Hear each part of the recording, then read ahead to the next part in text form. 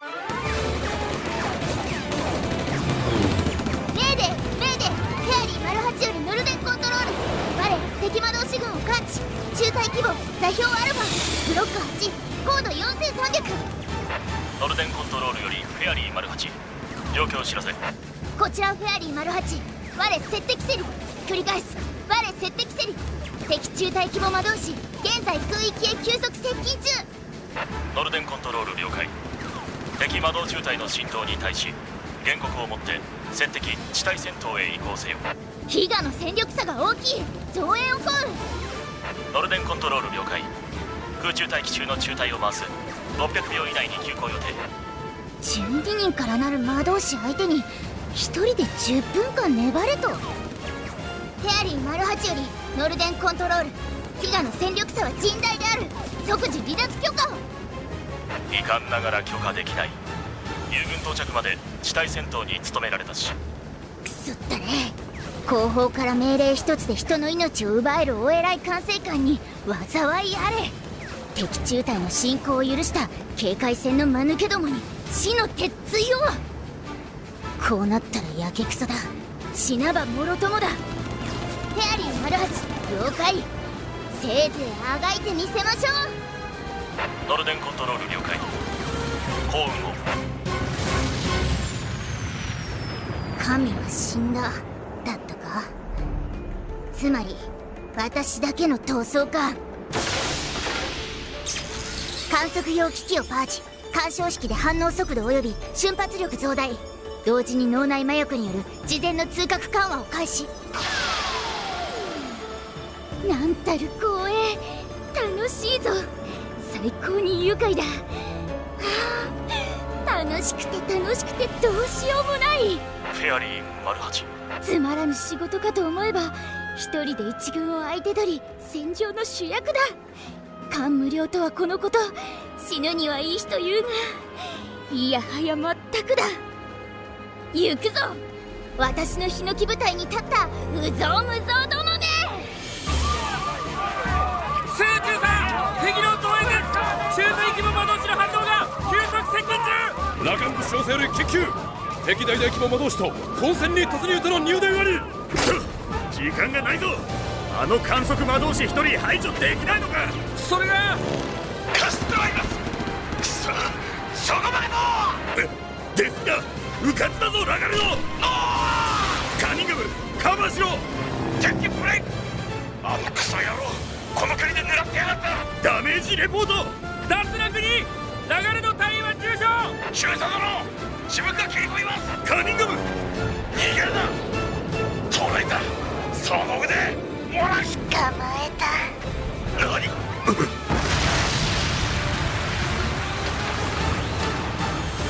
自爆だと。カニンガムカニンガム応答しろ。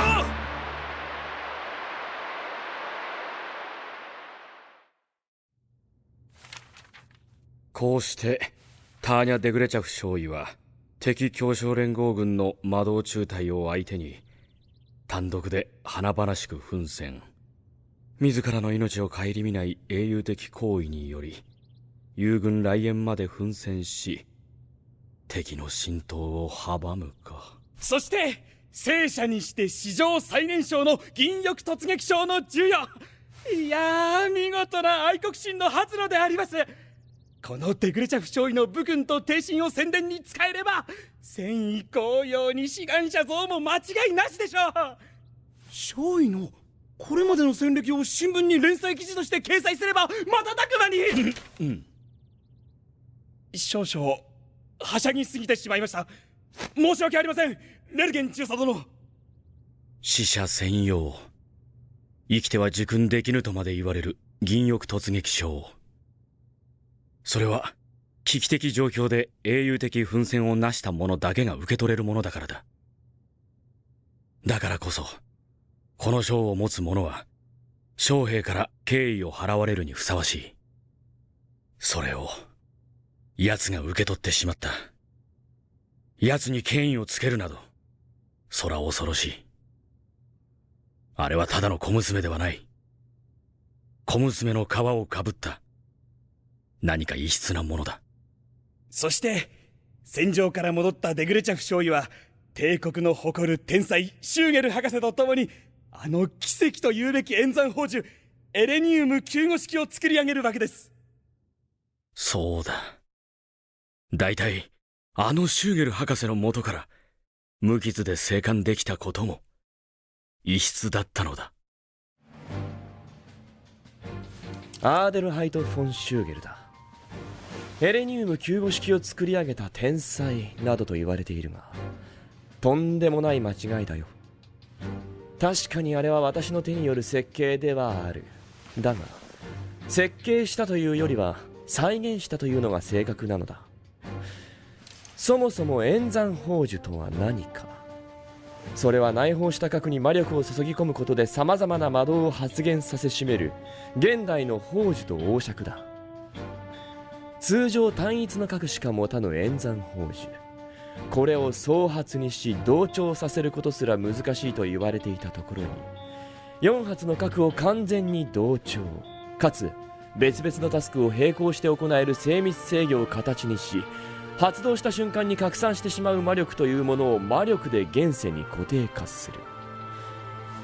自然法則をねじ曲げ、さらにねじ曲げ続けるためにはどうしても総発では足りない。4発の核が4機同調が必要だった。わかるね。おやおや、なぜメモを取っておらんのだね。ここが肝だよ君。理論はともかく実用化し得たという点では結構なことをやり遂げたと自負しているのだがね。まったく。いや、私のおごりはいけないな。何しろその設計をしたのは私だが、作り上げたのは私ではない。神のご加護があればこそだ。レグレチャフ少尉。確かに一連のプロセスにおいて彼女は重要な役割を果たした。それまでのテスト要員は皆この高貴ある天命に対して非常に無理解でね、ろくに仕事もやり遂げなかった。奇跡に対する経験さが足りないのだ。神の御業を再現しようというのに、あのような舐めきった態度。あれでは実験中に事故を起こすのは当たり前だ。それをまるで私が悪いかのようなあの物言いを上層部の連中はしてきたのだ。いや、失敬。不信心者のことを思い出すとどうにも我を失ってしまう。話がそれましたな。とにかくデグレチャフ少尉は彼らとは違った。彼女も当初こそ非協力的な態度で接してきてだいぶ私ともやり合ったものだが、今となってはそれも全て主のお導きだったのではと思えてくるのだよ。やはり偉業の前は苦難がつきものだからな。我々二人の協力で完成した。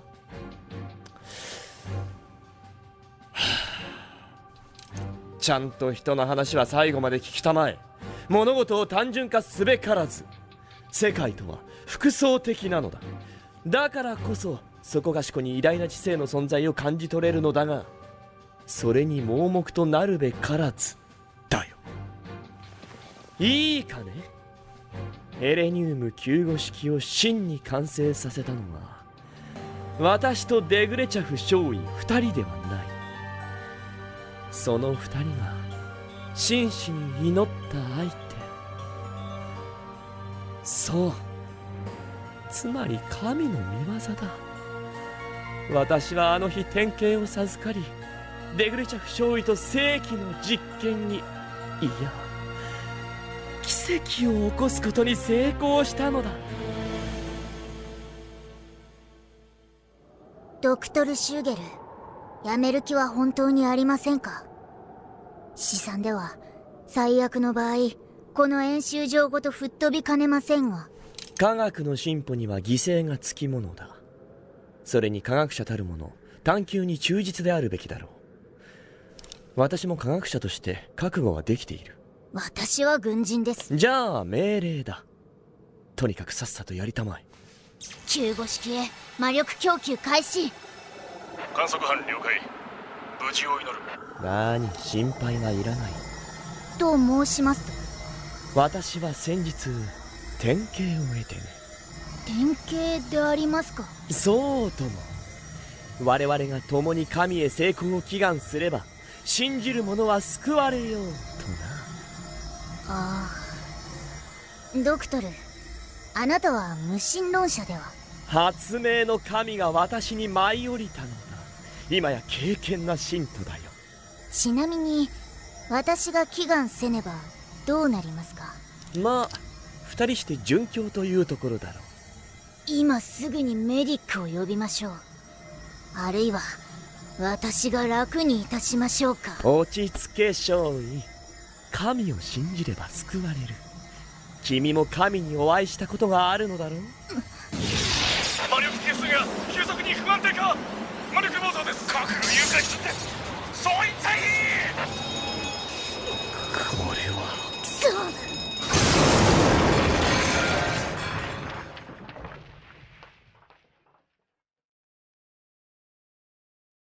成功。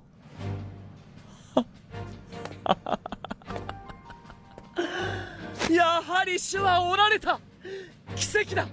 信じる者は幸いなり。落ち着かれよ主任。デグリジャフ少尉、実験は成功だ。さあ私に奇跡の恩寵を見せてくれ。完成。救護式の制御術式は正常か？見た限りにおいてはですが、観測機器の故障かもしれません。やもしれんな。仕方ない。貴重なサンプルだ。救護式は封印し研究所で検査。何を言う。今すぐ起動したまえ少尉。起動します。理論上は成功するか交渉が我々ごと吹き飛ぶかですが。笑えないジョークですよ少尉。いいから早く。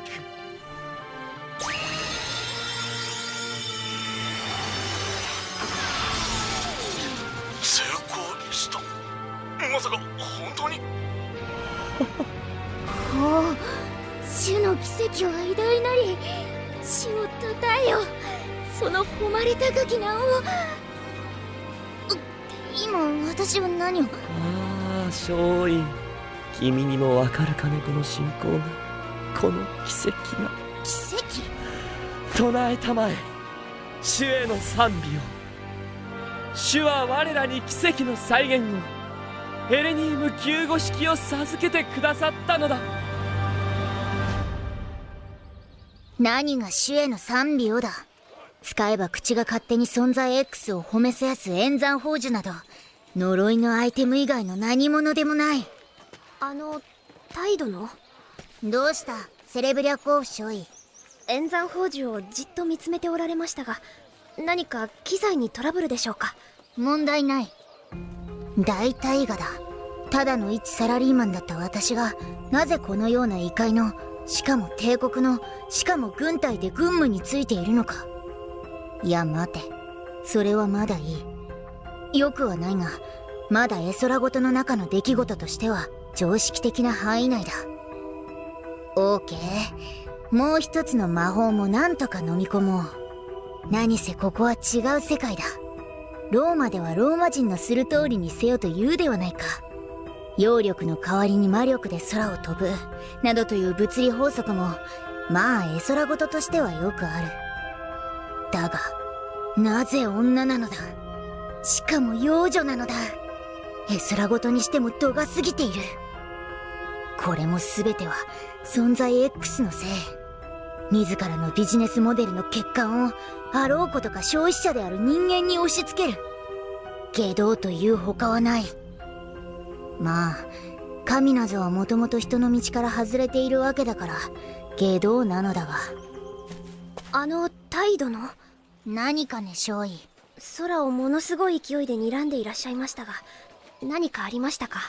セレブラコーフ少尉、それは君が気にする必要があることかね。それよりも訓練の状況はどうか。はい、第203航空魔導大隊は高高度格闘戦の過程を続行中です。引き続き訓練を。それと広報部から来ていた案件はどうなった？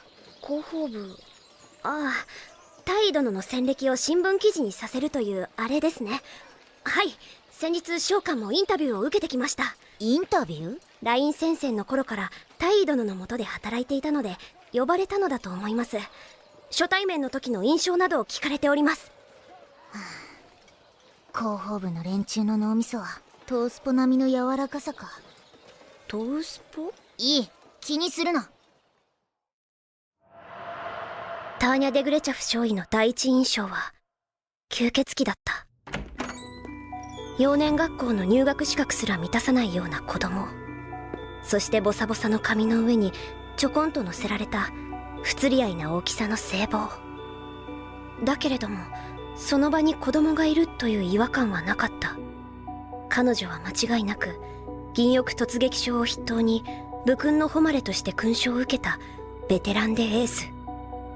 何よりひどく冷たい目で私たちのことをまるで物でも見定めるように睨む視線、あれには思わず身がすくんだ。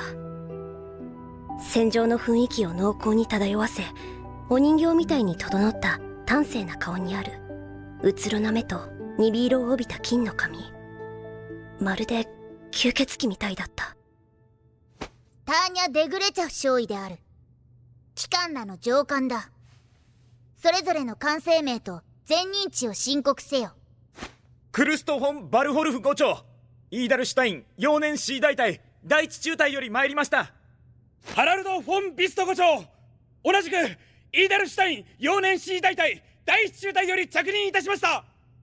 志願兵の後に帳簿組として名乗るのは正直憂鬱だった。泥臭くて気合が足らんと怒鳴られなければいいなと思いつつ深刻。ビクトーリア・イバーノブナ・セレブリャコーフ伍長、イーダルシュタイン幼年 D 大隊第三中隊出身であります。機関の義務に対する誠意に敬意を示そう。セレブリャコーフ伍長、過酷ではあるだろうが生き残れるように最善を尽くしたまえ。はい。そして好き好んで志願した両名、間違ってもセレブリャコーフ伍長より後に死ぬなよ。はっ。一言はっきりと言っておく。帝国には無能な士官候補生を養う余裕などない。それは害悪ですらある。本人の意思によらず祖国が必要とするならばいざ知らず、祖国に詰め寄り軍医をまとった以上は相応の貢献をなせ。なせぬ無能なれば死ね。それからしばしの実践を経た結果、私だけがデグレチャフ少尉の小隊員としてペアを組んで空を飛んでいた。私は実戦で多くのことを学んだ。安全だと思っていた統治下の中は逆に敵の砲撃を一番受ける危険な場所だということ。戦場においては大砲こそが信ずべき神で、私の上官は徹底した火力戦の信徒であること。その経験なる信徒は戦場で術式により恐ろしい破壊を振りまきつつ一発も被弾しないこと。そんなある日、砲兵隊の突破破砕射撃に呼応した側面強襲といういつもの戦いを終え、泥のように眠っていた私たちは突然シュワルコフ中尉殿の呼襲で叩き起こされた。さて中隊諸君、よろしくない知らせだ。第403強襲魔導中隊が浸透突破中の敵魔導2個中隊と不意遭遇戦に突入。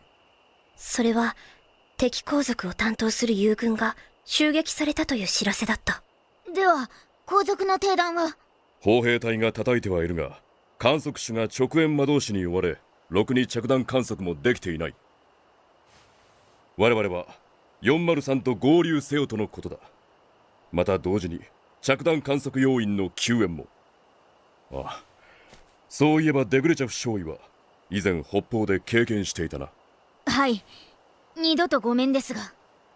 砲兵隊の着弾観測任務に就くということは、要するに敵魔導戦力の的になるということだ。私は同じ幼年学校で仲良しだった着弾観測任務に配属されたエーリャのことを思い出す。何が安全な後方でお茶をすする仕事だ。あのダウンをくぐり抜けるデグレチャフ少尉殿でさえ着弾観測任務中に深手を負わされたのだ。少尉、銀翼をぶら下げる期間ならば救援は可能かね。地帯ならばともかく救援は難しいでしょう。その救護式を入れてもか。召喚はともかくセレブリャコーフ5長は限界でしょう。救援に赴いた挙句部下と救助対象者を死なせる無能にはなりたくありません。ツーマンセルを崩せ。いや、何でもない。デグレチャフ少尉殿は私とのツーマンセルは足手まといだと宣告し、シュワルコフ中尉殿もそれに同意した。だからツーマンセルを崩せと言ったのだ。ペアの援護がない状況での私の生存率などたかが知れている。でもそれでもエーリャと同じ境遇にある観測士を見捨てることだけはできない。中隊長、意見愚信許可願います。セレブリャコーフ5長。志願します。私も救援任務に志願します。5長、私とて帝国軍人です。僭越ながら召喚は任に完全に耐えうると確信します。中隊長、どうか行かせてください。だそうだ、少尉。シュワルコフ中尉殿。ショーンズの分隊をつけてやる。行動を開始したまえ。しかし本人が覚悟を決めているのだ。少尉、これ以上は過保護だぞ。了解いたしました。最善を尽くします。無然とした表情の少尉を見て、案外感情が豊かな人なのかな。そんなぶしつけな思いすら抱いてしまった。吸血鬼と感じたほどの冷酷さは影を潜めていた。聞きあらば駆けつける。魔導士の本懐だな。ブーン。そちらこそご分を。中隊発進。さて5長、覚悟はできているのだな。はい、少尉殿。少尉殿の笑顔を見て、この人の歯は吸血鬼のように鋭利なのだろうなと感じた。そしてその笑顔に対して私も自信と誇りを胸に笑ってみせた。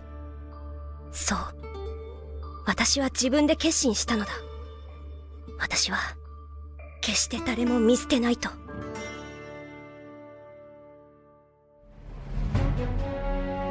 友軍観測班の救援に向かったデグレチャフ少尉以下小隊は敵魔導2個中隊を壊滅に追いやり、敵の戦意を大いに喪失せしめることに成功。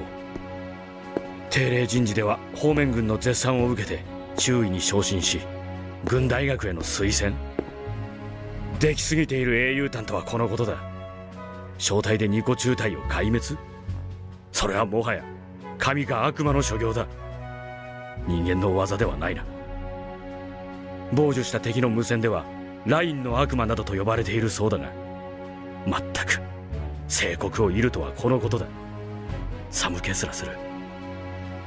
そして今や奴は参謀将校として大尉の階級章をぶら下げている始末だ。いっそ何かの悪い冗談だと思いたい。Z2 は順調かか。レルゲン中佐、随分と苦々しい顔をしていたが、問題でもあったかね。はあ、言いにくいことか。いえ、デグラチェフ大尉をプロパガンダとして使ってはどうかという広報部からの提案について考えておりました。なるほど。確かにあれはいささか話題作りと人気稼ぎに使うには鋭すぎるというわけか。ええ、おっしゃる通りであります。召喚にはいささかというのが適切か理解いたしかねますが。貴殿が奴に対して何かしら危惧するところがあるのは分かっている。だが参謀将校としての判断を示すことを期待する。機関も私も奴さえも参謀将校なのだぞ。はっ。ではデグレチャフ大尉はいささか以上に危ういか。まああれは確かに常人には理解しがたいだろうな。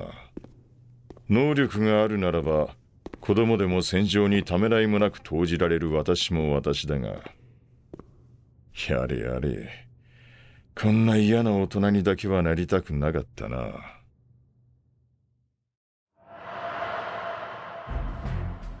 デグレチャフとの出会いは軍大学の図書室だった。お目にかかり光栄であります、准将閣下。注意。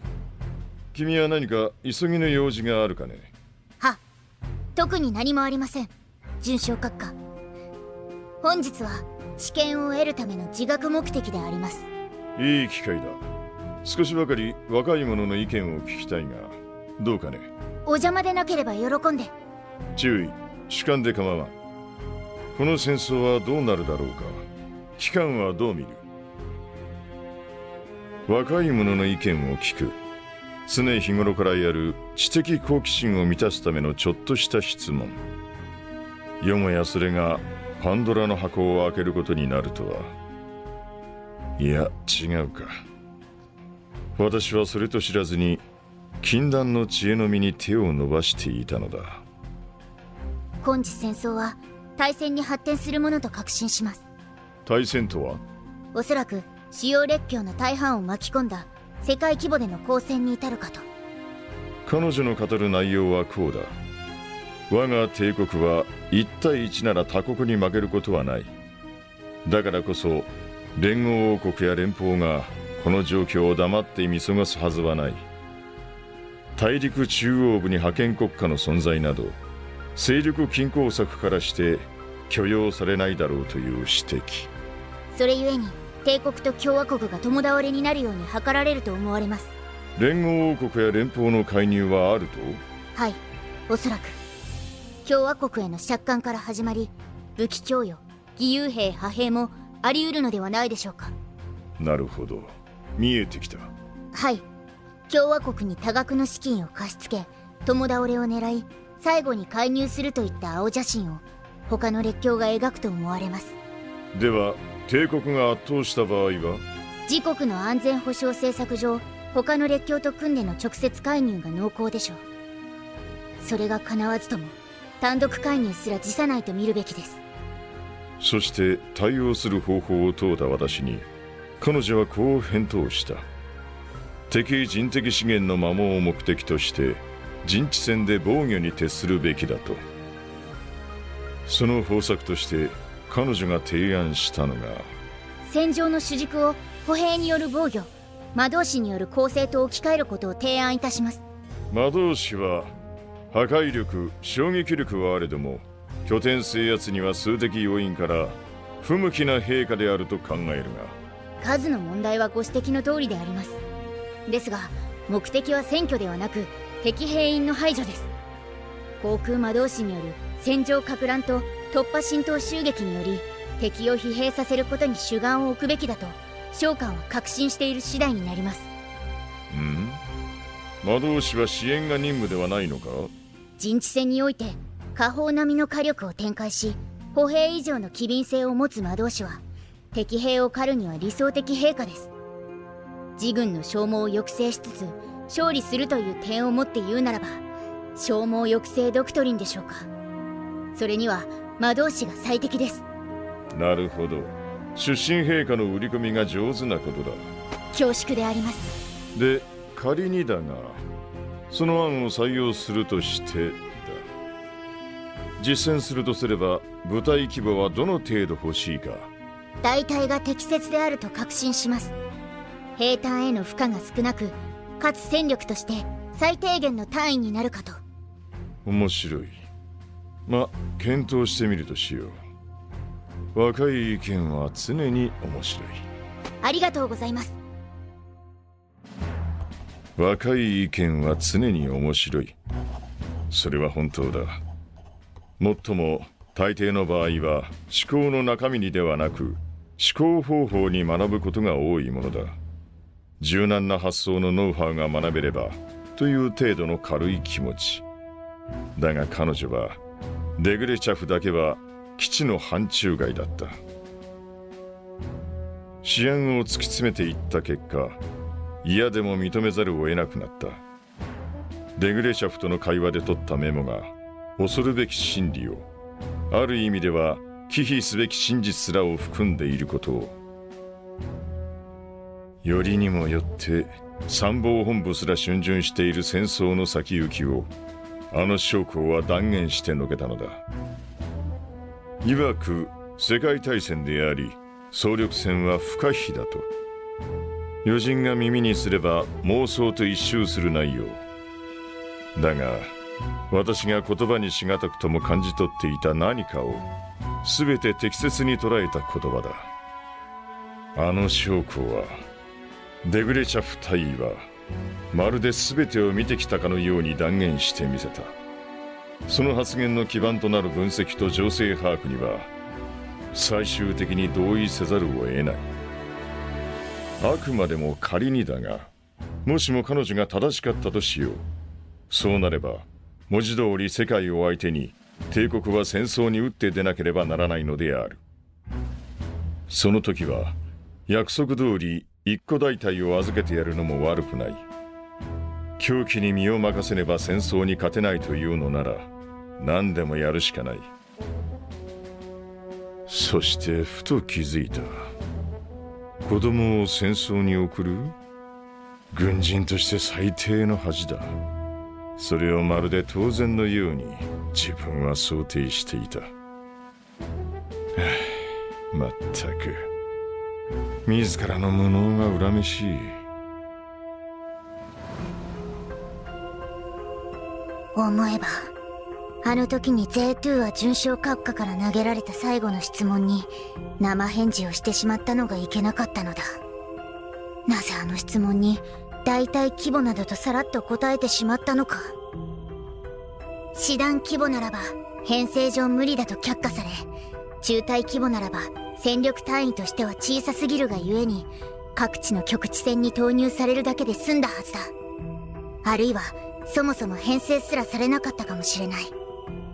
しかも即席で集めた魔導士を突貫工事で鍛え上げて精鋭部隊にしろという無茶ぶりのおまけつき。まったくいつも思うのだが、給与に比べて割が合わないことこの上ない。軍大学卒業と同時に大尉に昇進したところで労働と給与の天秤は傾きっぱなしだ。やはり退役後の人生設計などを准将閣下の目の前でのんきに考えるべきではなかった。法律関係の資格でも取ろうかと悠長に無双していた自分に腹が立つ。不注意こそが人生の最も恐るべきミスを誘発する。こんな初歩的なことすら忘れるとは。大尉殿、訓練メニューすべて終了いたしました。状況を知らせ。現在のところ負傷者が3名、いずれも軽傷です。訓練過程の継続に支障はないとの自己申告でした。ところで先週の訓練で負傷した兵たちの状況はどうなっている？2名を除いて隊に復帰しています。問題ないと軍医のお墨付きもありますが。なんでこんなに負傷者が少ないんだ。明らかにおかしいだろ。あれだけの訓練を課したんだぞ。少尉、これまでの訓練メニューを復唱。はい。山岳にあるこの演習場を利用した高度順応訓練に始まり、1週間の戦域機動演習。これには48時間での非魔導依存行軍対砲兵防御訓練が含まれます。さらにその後に対尋問訓練、サバイバル訓練と続きました。ヘルウォークと SERE のフルコースに耐えるとは。しかも保険にとシューゲル主任技師お手製の97式突撃機動演算砲時の先行量産モデルまで与えたにもかかわらず、多少の暴発事故程度で済むあたり、こいつらは本物のウォーモンガーか。それにしてもよく耐えたものだ。ありがとうございます。いや別に褒めてはいない。というよりも無茶ぶりの訓練により値を上げさせるという計画が台無しだ。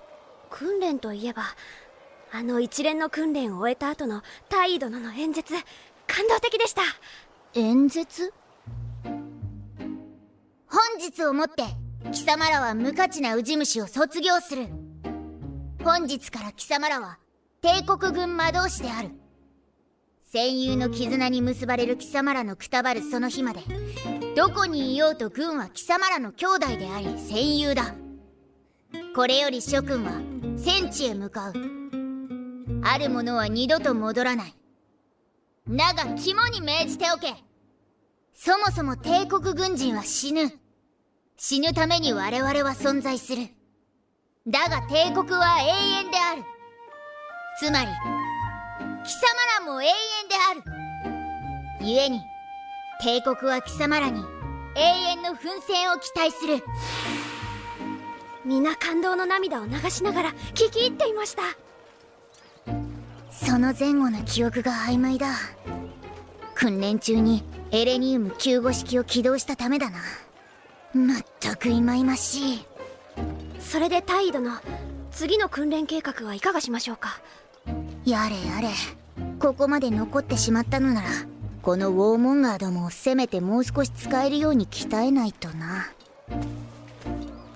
少尉、総員集合。はっ、総員集合。総員演習を中止せよ。駆け足。大隊長よりお言葉を頂戴する。総員敬中。ご苦労、セレブリャコー少尉。諸君、私は失望している。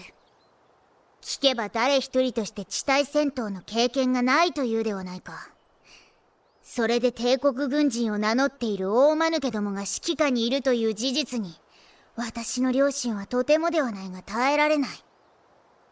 したがって変則的ではあるが、ただいまより地対戦闘を想定しての演習を行う。各中隊長の指揮で残りの全中隊を相手取り、最低でも演習空域を離脱せよ。可能であれば撃滅せよ。なお、言うまでもないが、3倍の戦力で敵を取り逃がす無能など、私の部下にいないと信じる次第だ。3倍の戦力差でやり合え。仕事はまた随分と余裕があるようだ。よろしい。そこまで望むのであれば1時間空域にて踏みとどまるという条件を加味しよう。なーに、現実に比べれば天国のような想定だ。さあ総員、行動を開始したまえ。現実に比べれば天国、我ながらよく言ったものだ。単独で2個中隊を相手にしなくてはいけない場合もあるわけだし。とはいえあの時の戦闘は私よりも共和国の連中の方が地獄だったに違いないが。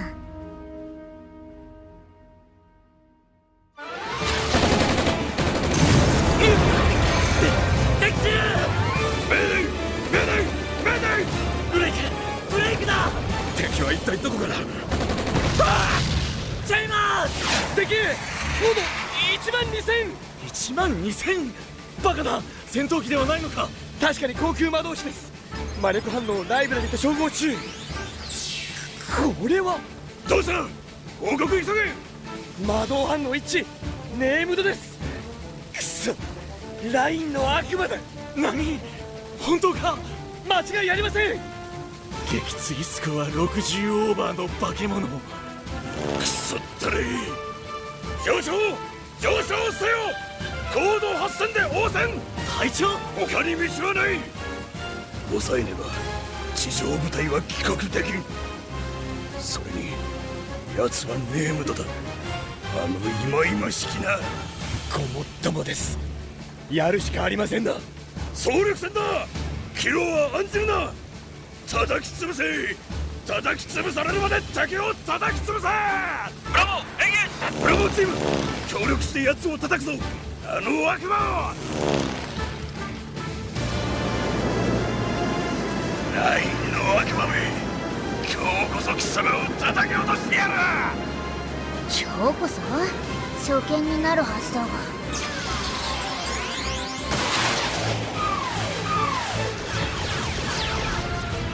あれを回避する化け物か。なんだあれは。踊っているのか。統制射撃が追いつかない。バカだ。それほどの高機動の魔導士など。空間爆撃術式を見越して回避。魔力誘導系もまるで効かないだと。オープン回線で想像しい。いや、口で言うほどには部隊が乱れては。ああ、つまりは機体か。そ忌々しい。ライブラリに街灯があるか。ネームド、また厄介な相手が。コマンドポストへ至急。敵中隊はネームド。繰り返す、敵中隊はネームド。コマンドポスト了解。現在増援が急行中。無理に撃破する必要はない。増援把握。なれどここは私の戦場。英国を犯すのであれば、行商連合だろうと共和国だろうと、有象無象の区別なく排除することこそ我らが使命。空間座標把握。各目標の乱数回避軌道算出。チャンバーへの魔力重点正常。敵が数的優位を生かしこちらを狩らんとするならば、付き合ってちまちま狙うのは愚の骨頂。連中を統制の取れた群像と認識すれば答えは簡単。連中のいる空間全てを目標にすればいい。コマンドポストへ戦域空間爆撃警報。コマンドポスト了解。戦域空間爆撃警報を発令する。ショーンズ軍曹、衝撃に備えよう。いいね、不定の輩よ。ここは我らが帝国、我らが空、我らが故郷。汝らが祖国に不定をなすというならば、我ら神に祈らん。主よ、祖国を救いたまえ。主よ、我に祖国の敵を打ち滅ぼす力を与えたまえ。まったく戦争狂どもめ。そんなに戦争が好きなら自分たちで別れて殺し合えばよいものを。何を好き好んで人を巻き込むのか。人に迷惑をかけてはいけませんと教わらなかったのだろう。それともこちらと同様に戦争による出世と生存を狙った経済的合理性でもあるのだろうか。いや待て、そうであるならば利益を模索して交渉すべきではないのか。告げる。諸君は帝国の領域を侵犯している。我々は祖国を守るべく全力を尽くす。我々には守らねばならない人々が背後にいるのだ。答えよ。なぜ諸君は帝国を犯さんと欲す。ここで規律訓練された合理的経済人ならば、合理性をお互いに追求して交渉を始めるはずだが。ダブルこのクソ野郎、どっちが戦争を仕掛けてきやがった。シェイバスのガタクだ。死ね。会話にならん。どしがたい戦争狂どもめ。いや、向こうも人間性を戦争によって失っているのかもしれない。悲しいことだ。コマンドポストより戦域へ警報。高魔力ノイズに警戒せよ。いや待てよ、高魔力ノイズによる電波状態の悪化、それによって通信を秘匿し交渉しようとする慎重な相手なのかもしれない。それなら爆撃されても生き残ったら合理的解決を選択するに違いない。よし、ならば仕事は迅速にいった。救護式を全力で使う。存在 X に対する賛美を口にするのは死に勝る屈辱だが致し方ない。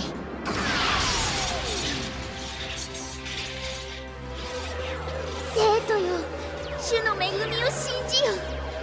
我ら恐れを知らぬ者なり。全身の細胞レベルで感じる喜びと自由が奪われる忌避感ともなれば、もはや耐え難い水準。悪態をつきたいが今口を開けば賛美歌を口ずさみかねない。とにかく早々に終わらせることとしよう。運命を嘆くなかれ。主は我々をお見捨てにならず。遥か道の果て、我らは約束された地に至らん。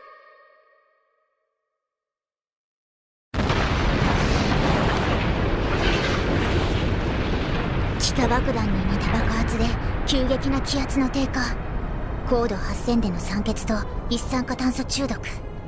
どれほど屈強な航空魔導士でも一瞬でブラックアウトし地面へ自由落下。かろうじて意識が残ったとして急性無気配と一酸化炭素中毒。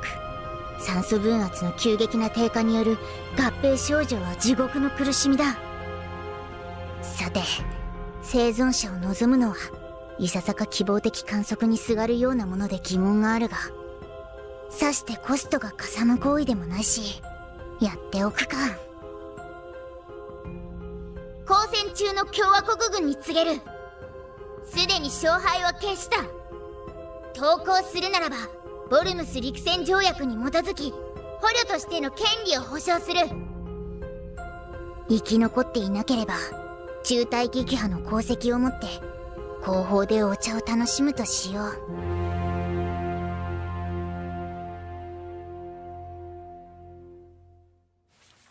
ターニャ・デグレチャフ大尉を参謀本部直轄で新設される即応魔導大隊の大隊長に任命。それに伴い少佐へ昇進させる。なんとまったくおぞましい命令書だ。よりにもよってこれを私が決裁する羽目になるとは。なんという因果か。あれに即応大隊を持たせる。論外だ。全滅するまで前進をやめず魔導士をすりつぶすような行為だろう。しかし准将閣からは失礼ながらお気づきではない。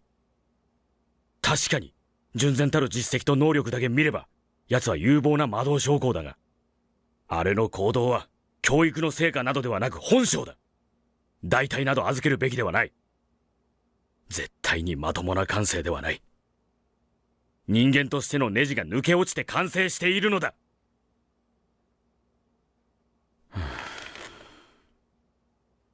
少し外の空気を吸うか。